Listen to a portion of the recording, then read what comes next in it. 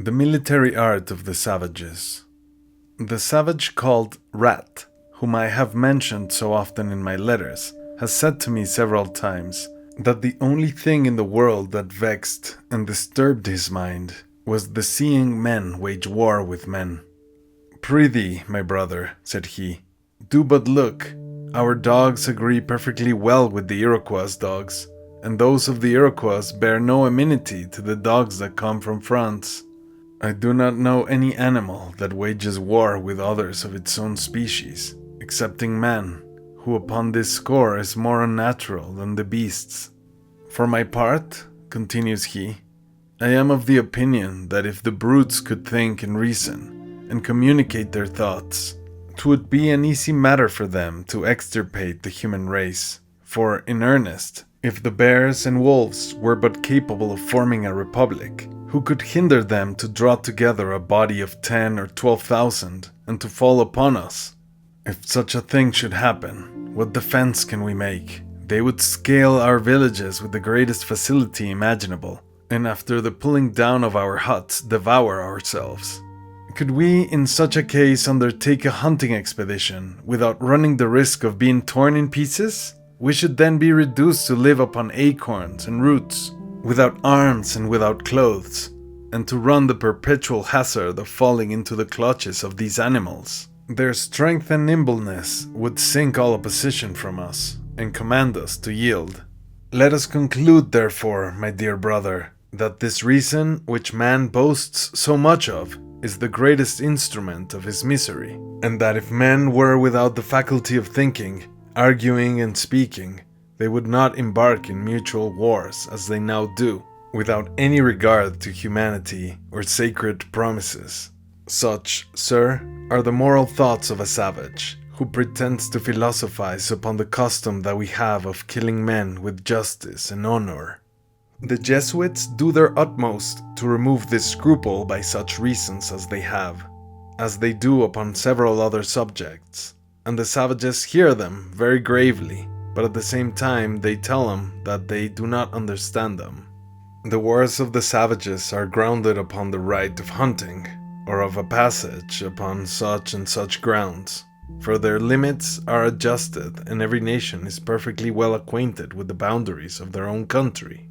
Now, these Americans are as cruel to their enemies as they are true to their allies, for some nations among them use their prisoners with the last degree of inhumanity, as I shall show you more at large in the sequel.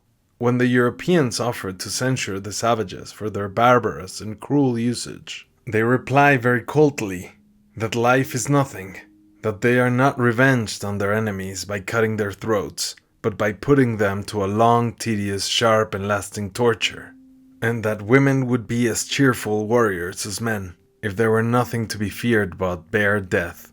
At the age of 15 they begin to bear arms, and lay them down at 50. If they happen to bear arms sooner or later, 'tis only in the way of marauding, for they are not lifted into the number of the warriors. The strength of the Iroquois lie in engaging with firearms in a forest, for they shoot very dexterously. Besides that, they are very well versed in making the best advantage of everything, by covering themselves with trees, behind which they stand stock still after they have discharged, though their enemies be twice their number.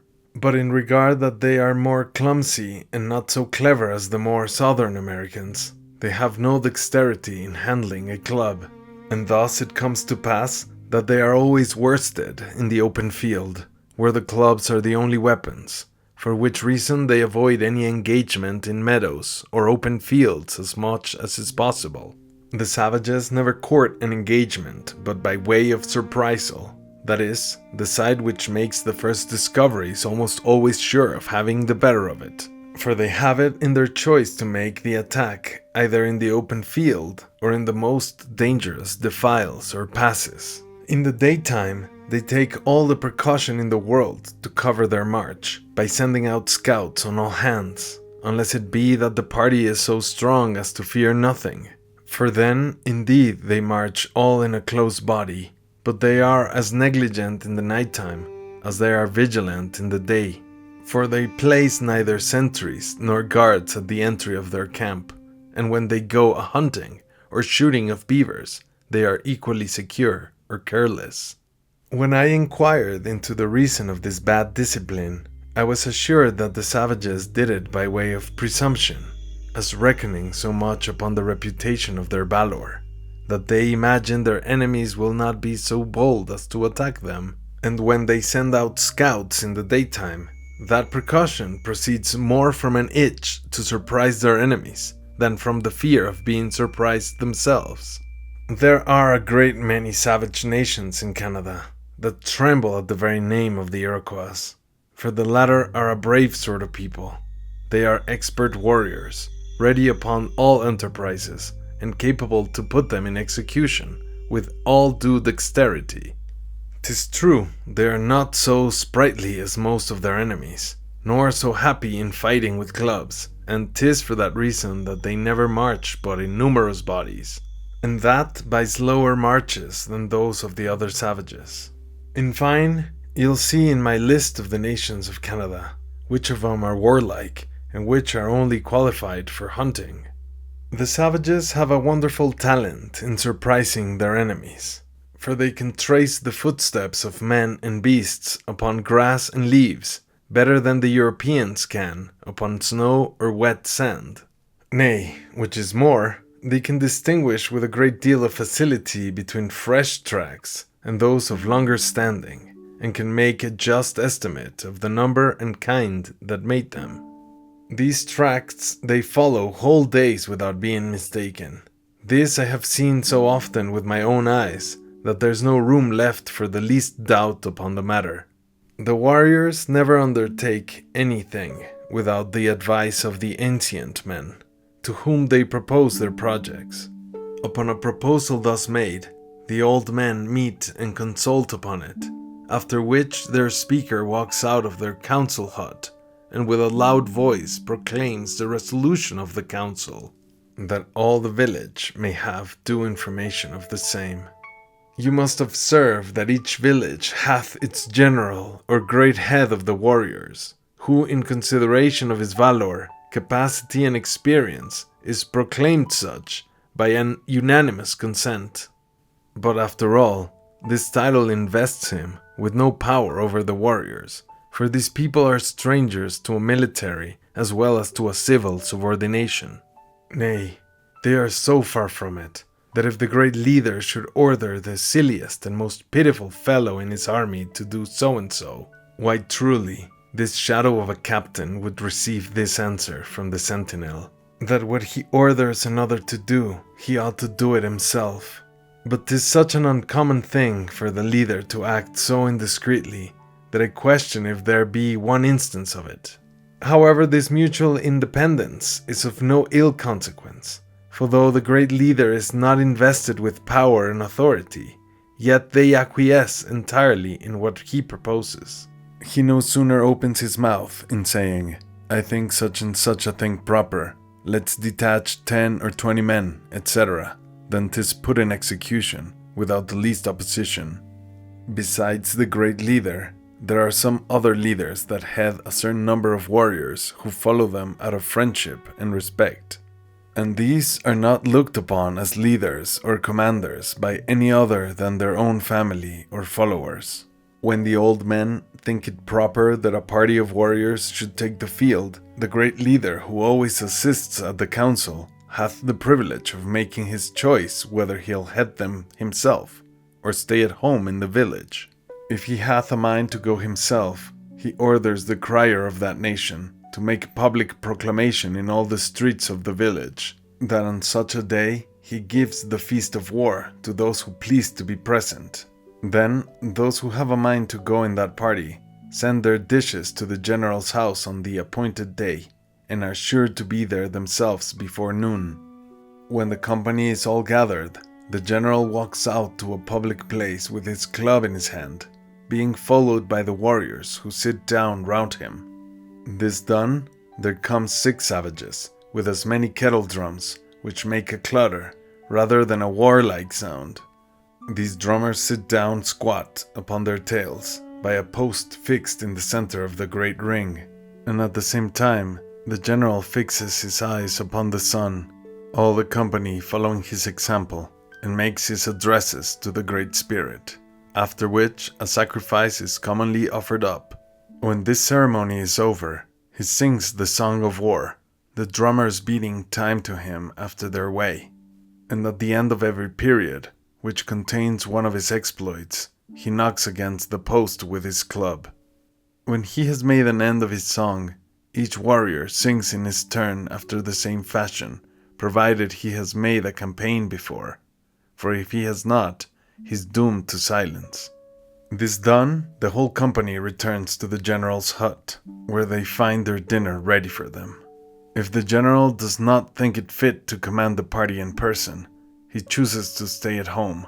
The warriors that decide to go upon the party choose one of the under-leaders that I mentioned but now, and the under-leader, thus chosen, observes the same ceremonies of addressing the Great Spirit, sacrificing, singing, and feasting. The last ceremony is continued every day till they march out.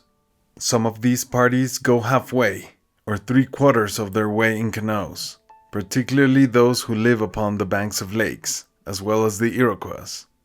The Iroquois have this advantage over their enemies, that they are all armed with good firelocks, whereas the others, who use those engines only for the shooting of beasts, have not above half their number provided with them. And 'tis for this reason that the nearer they come to their enemy's country, the less they spread out in hunting or shooting, especially with firearms, the report of which might alarm the enemy. When they come within 30 or 40 leagues of danger, they give over hunting and shooting, being afraid to fire their guns, and content themselves with the Indian corn, of which each of them carries a bag of 10-pound weight, and upon which they feed, after 'tis mixed with a little water without boiling. When the Illinois, the Outagamis, the Hurons, and the Sauteurs wage war with the Iroquois, and have a mind to march a bold attempt, if there be but 30 of them, they'll march directly up to the end of the village, presuming that in case of a discovery, they can easily save themselves by their good heels. In the meantime, they have the precaution to march one after another, and he that comes last takes care to throw the ground with leaves, in order to cover their footsteps. After they have passed the village and are got into the Iroquois country, they run all night, and in the daytime lie flat upon their bellies, in the copses and thickets, being sometimes dispersed and sometimes all in a body. Towards the evening, or as soon as the sun sets, they spring out from their ambuscade, and fall upon every one they meet, without sparing either age or sex, for 'tis a customary thing with these warriors to show no mercy, not to children and women. After they have finished their massacre, and taking the hair off the heads of the dead, they have the boldness to make a funeral cry. If they see an Iroquois at a distance, they strain their voices to acquaint them that they have killed some of their folks, whom they may take care to bury, that the action was accomplished by such a leader in such a nation. This done, they all betake themselves to flight by different roads, and run with their utmost speed till they come to a general place of rendezvous, about 30 or 40 leagues off. In the meantime, the Iroquois do not give themselves the trouble of pursuing them, as being sensible that they are not so nimble-footed as to overtake them. If these parties are 200 or 300 men strong, they'll venture to enter the village in the night time, making 1 or 2 of their warriors to scale the palisadoes and open the gates, in case they are shut. But you must know that the Ottawas, as well as the other savages that have not so much courage and activity, content themselves with pursuing the Iroquois in the countries where they hunt or fish, for they dare not come within 40 leagues of their villages, unless they know of a place of refuge in case of a discovery or pursuit, and there can be no other refuge than some little forts kept up by the French. The savages never take any prisoners at the gates of their enemy's village, by reason of the expedition they are obliged to make in running night and day to save themselves. 'Tis in the hunting and fishing countries, and in the other places that afford them an opportunity of surprising their enemy, that they take them prisoners. For upon such occasions, the weaker side being forced to give way and to maintain a running fight without any order or discipline, while everyone flies his own way, 'tis not possible but that the conquerors must take prisoners. And there's always some strong, brawny savages who know how to throw down the prisoner dexterously and to bind him in a moment. But there are some of the defeated parties who choose rather to kill themselves than to be took prisoners, and others are so obstinate that they must be wounded before they can be catched. As soon as a savage is fettered, he sings his death song after the manner described in my 23rd letter. The Iroquois that have the misfortune to be catched have nothing to expect but fearful torture if they fall into the hands of the Omamis, the Ottawas, the Algonkins, and the savages of Acadia, for these people are extreme cruel to their prisoners. The least punishment they inflict upon them is that of obliging the poor wretches to put their finger into the mouth of a lighted pipe, which makes an agreeable diversion to the conqueror in his journey home. The other nations use their prisoners with much more humanity. From hence we may conclude that we ought to make a great difference between the several nations of Canada, some of which are warlike, others cowardly, some a lively active people, others heavy and dull. In a word, the case is the same in America as it is in Europe, where every nation has not the virtues or vices of another. For the Iroquois and the other nations that I named along with them burn all their prisoners, whereas the other nations content themselves with the keeping of them in slavery without putting any to death. 'Tis the first sort that I mean to speak of in the 3 ensuing paragraphs. As soon as a party of barbarians approach their own village, they make as many dead cries as they have lost men, and when they come within a musket shot of the village, they renew the mournful tune, and repeat it for a certain number of times, answerable to the number of the slain among the enemies. Then the youths under 16 and above 12 years of age arm themselves with sticks, and make a lane in order to beat the prisoners, which they put in execution as soon as the warriors have made their entry, carrying the hair of those they have slain upon the end of their bows. The next day, the old men meet in council upon the distribution of the prisoners, which are commonly presented to such married women or maids as have lost relations in the expedition, and to those that want slaves. After the distribution is adjusted, 3 or 4 young scoundrels of the age of 15 take the prisoners and conduct them to these women or girls. Now, if the woman to whom the present is made means that the poor wretch should die, she gives him to understand that her father, her brother, her husband, etc., having no slaves to serve them in the country of the dead, it behoves him to take a journey thither out of hand. If evidence be brought that the poor slaves has killed either women or children in his lifetime, the young executioners lead him to a woodpile, where he is forced to undergo the dismal torments mentioned in my 23rd letter, and sometimes somewhat that is yet more terrible. But if the unfortunate prisoner can make it appear that he only killed men, they content themselves with the shooting of him.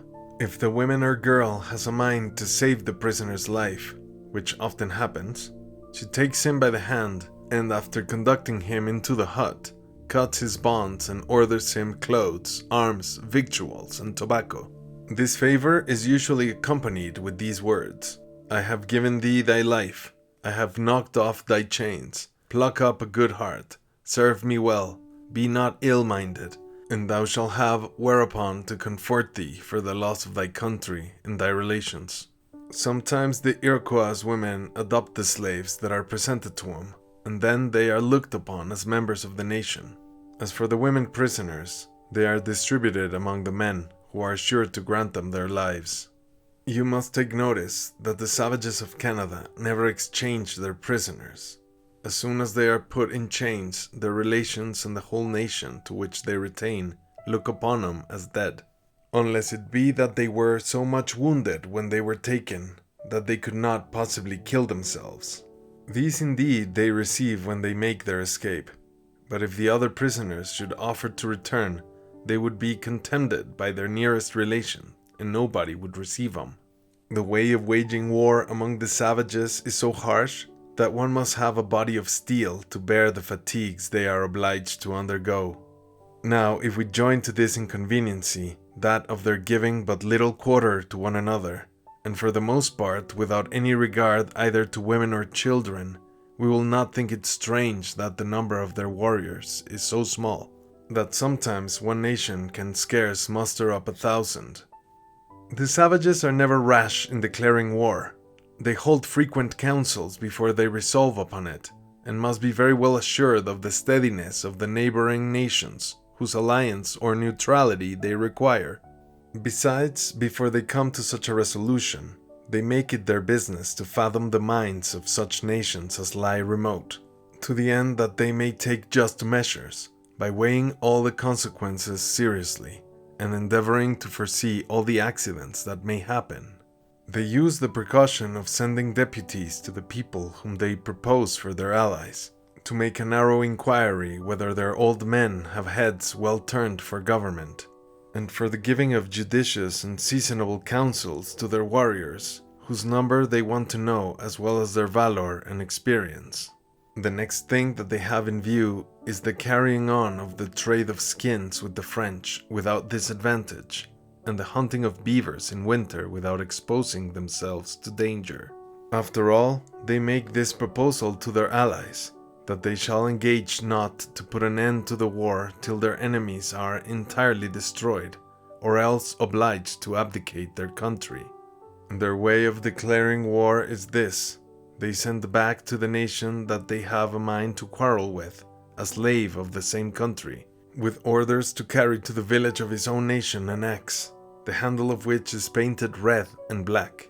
Sometimes they send 3 or 4 such slaves, obliging them to promise beforehand that they shall not bear arms against them, and commonly this promise is religiously observed. It remains only to acquaint you how they make peace. You must know that the savages never think of an accommodation till after a long war, but when they are sensible that 'tis their interest to come to it, they detach 5 or 10 or 15 or 20 warriors to make a proposal to the enemies. These commissioners go sometimes by land and sometimes in canoes, and always carry the great calumet of peace in their hand, much after the same manner as a cornet carries his standard. I set forth in my 7th letter what a profound veneration all the savages of Canada have for this famous pipe. There was not one instance of their violating the sacred rites of this pipe before the embassy of Chevalier Du. At the same time, they took occasion to revenge the business of the rat, as I gave you to know in my 17th letter. If the commissioners of peace march by land, as soon as they arrive within a musket shot of the village, some young men march out and post themselves in an oval figure. This done, the commissioner that carries the great sign of peace makes up towards them, singing and dancing the calumet dance, which he continues to do while the old men meet in council. If the inhabitants of the village do not think it proper to accept of the proposal of peace, their orator or speaker makes a harangue to the envoy that carries the calumet, who upon that goes and rejoins his company. This pacific retinue is regaled with presents of tents, corn, meat, and fish, but at the same time they are acquainted that they must depart their country the next day. If, on the other hand, the old men agree to the conclusion of a peace, they march out and meet the commissioners, and after conducting the whole company into the village, provide them with extraordinary good lodgings and a plentiful table during the whole course of the negotiation. When the commissioners come by water, they send out a canoe while the rest lie by, and as soon as this canoe comes near to the village, the inhabitants of the village send out another to meet it, and conduct the proposer of peace to their habitations, where the ceremonies are performed after the same manner as before. This great calumet is likewise made use of by the Confederate savages, that demand passage through the country of their allies, whether by land or water, in pursuance of warlike or hunting expeditions.